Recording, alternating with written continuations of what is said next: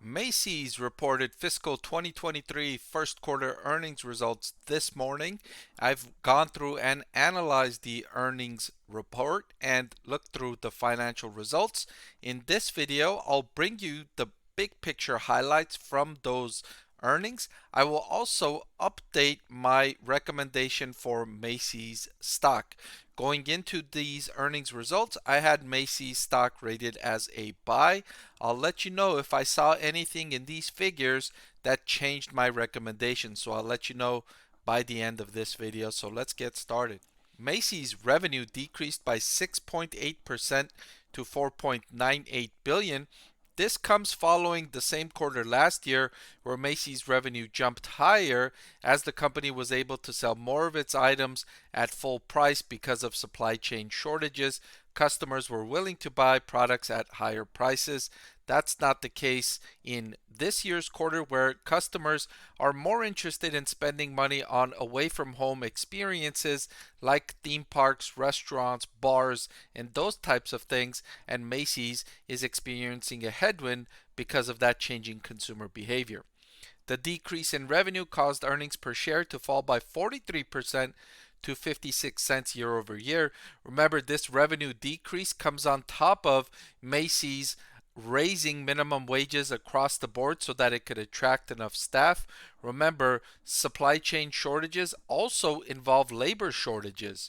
People and companies are having a hard time keeping their stores staffed. Macy's was forced to increase wages just so it could have enough people to staff the stores. The combination of those two things caused its earnings per share to fall. Gross profit margin remained flat at 40%, which is impressive considering that many other retailers are having to decrease prices in order to sell inventory because they overinvested in inventory. Macy's did a good job anticipating that when economies reopened, its sales would decrease. And so Macy's didn't have an inventory problem the same way that other retailers, like let's say Target and Walmart and Nike and others, they had too much inventory because they thought the good times would last forever. Not Macy's. Macy's was prudent about it. They were smart. They anticipated this slowdown. In fact, inventory decreased by 7% compared to the same quarter last year, and Macy's inventory was not very elevated to begin with. So kudos to Macy's management for handling the boom and bust cycle of the pandemic relatively well. Still, Macy's had to lower its 2023 revenue target to 23 billion. That was down from the previous forecast of 24 billion. That is also causing them to lower their adjusted earnings per share target to $2.95 at the midpoint. This is down from the previous outlook of $3.89. This forecast assumes Macy's comparable store sales will decrease by roughly 7%, compared to the previous expectation that comparable store sales would fall by 3%. So the rest of this year is looking worse than expected. Coming into 2023, Macy's already expected it to be a difficult year with comp sales falling by at least 3%. It looks like it's going to be worse than Macy's thought.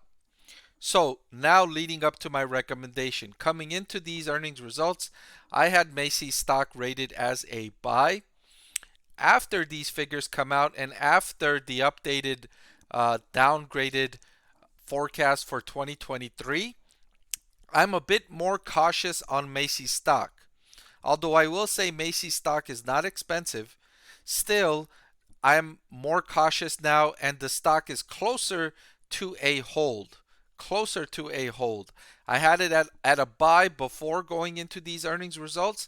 Now I would have it closer on the borderline between a buy and a hold. So I am downgrading Macy's stock to moderately to a between buy and a hold. That's down from the previous recommendation where I had Macy's stock recommended as a buy. All right, but that's all I've got for this video. Thank you so much for watching. I want to thank the Motley Fool for sponsoring this video. Visit fool.com/Parkev for the 10 best stocks to buy now.